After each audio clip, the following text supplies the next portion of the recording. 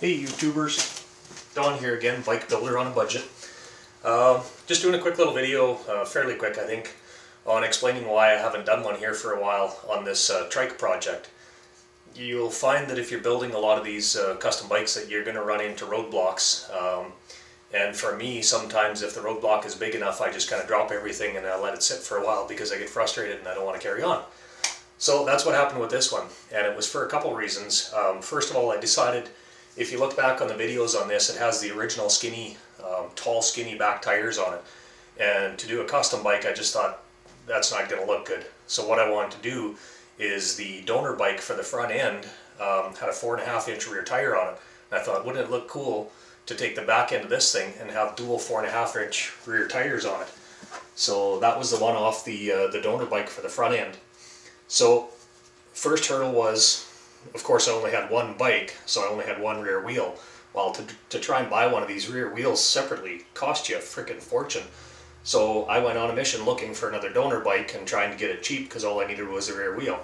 Well, I finally found one, and so I had my two rear wheels. Second hurdle was I had to use the hub off the old bikes to go on here to make sure it was going to mount on the trike. And that involves pulling all the wheels apart, pulling the spokes out and everything, and then putting them back together, which is called lacing the wheels. I've never laced wheels before in my life, and I tell you, it's not for the faint of heart. Try it though. I fully encourage anybody to try anything, as long as you're not building for somebody else, or you don't care at the end if you have to throw it in the garbage because it didn't work.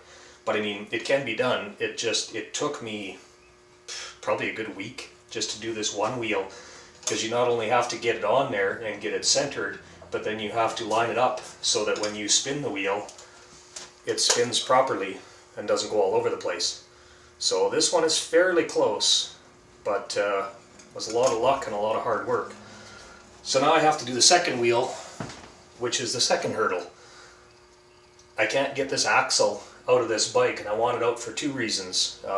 You pretty much have to vice mount these axles to try to true them up. I have an old axle that I just put through there, stick in the vise so that I can spin the wheel to make sure it's not wobbling. And second reason is, I think I mentioned before in the other videos, is that I like to powder coat when I get these things done, and I don't want all this extra stuff on here when I try and get it powder coated, because it'll just be cheaper and imagine come out looking better and easier for them to do. So anyway, I've been working putting lubricants and stuff in here trying to get this axle out, and hopefully we'll get it out and get the other wheel laced up, and then we can go from there and see how it's actually going to come together. So that'll be the next thing, is I'll do a quick video when I do the second, or when I get the second wheel up here and start lacing it up, to kind of give you an idea of how lacing works. It's really quite interesting when you get into it. It's just a lot of work and really time consuming. So that's it for now. That's where we sit, getting the rear wheels done. And once those are done, then we can start doing some welding and hopefully get this thing tacked up and see what it's actually going to look like. So we'll see you on video 4, I think it is. Cheers for now.